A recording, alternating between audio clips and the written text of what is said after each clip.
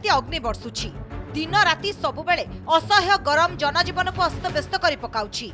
सकाळ 9टारू रास्ताघाट सुनसान होई जाउछि। जाजपुर जिले में प्राकृतिक ताती को आहुरी बढ़ाई देउछि मनीषकृत निया। बरी ब्लॉक रो विभिन्न स्थान में खुल्लम खुला जलुछि इटा भाटी।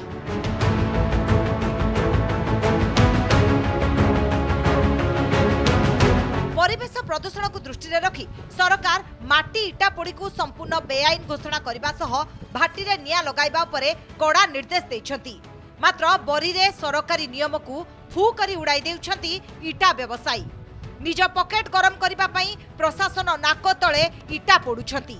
आ हाथ गुंजा पाई स्थानीय राजस्व निरीक्षक नीरव रहुतवा अभियोग होईछि। एटी प्रशासन संपूर्ण अणदेखा। एटी प्रश्न उठुछि जे राजस्व विभाग प्रत्येक अंचल आरआई अन्य कर्मचारी तहसीलदार सब व्यवस्था अच्छी। मात्र एपर्यंत भी आज मई मास तृतीय सप्ताह भी प्रत्येक जगह से इटा भाटी जलुची। प्रशासन जनातरी कम होती लोकर भय रोनी कि लोकर प्रशासन खातिर ना। तो प्रशासन संपूर्ण भित्तिया सहयोग कार्य चली। शनिवार रविवार प्रशासनिक छुट्टी थी इटा भाटी मालिक मैंने आर सुजोग नहीं जो निया लगुंट सरकार तरफ तुरंत जगह बंद कर आवश्यकता अच्छी। ना बहुत क्षतिकारिक हम धन जीवन नष्ट हम। तेणु सरकार सचेतन हवा आवश्यक रही। प्रशासनिक दृढ़ भाव में बंद कर आवश्यकता रही। बरी तहसील अधीन रही 10टी आरआई कार्यालय।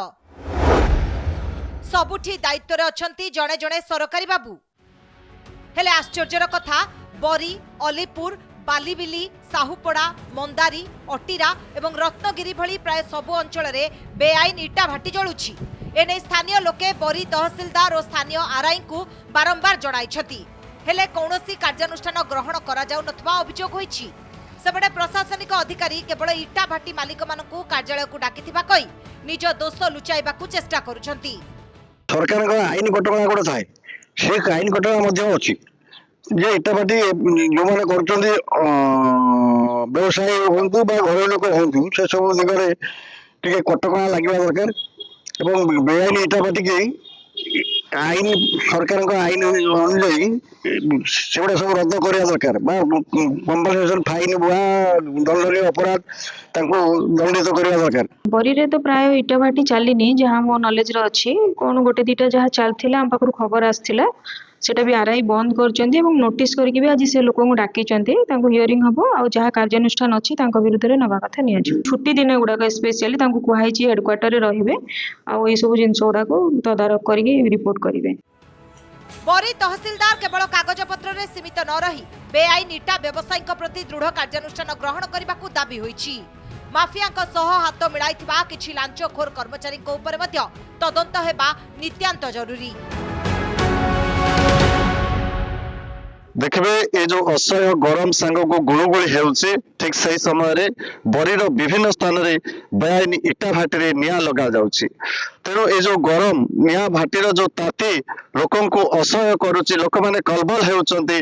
स्थानीय आरआई को ए नहीं अभियोग कले कौन कार्यानुष्ठान निया जाउ नै। तेणु ये खबर प्रसारण पर देखा बाकी रहा ये बेआईन इटा भाटी उपरे केबे पड़ुची बरी तहसीलदार नजर आ केबे लागुची रोक। जाजपुर बरी प्रशांत द्विवेदी का रिपोर्ट कनक न्यूज।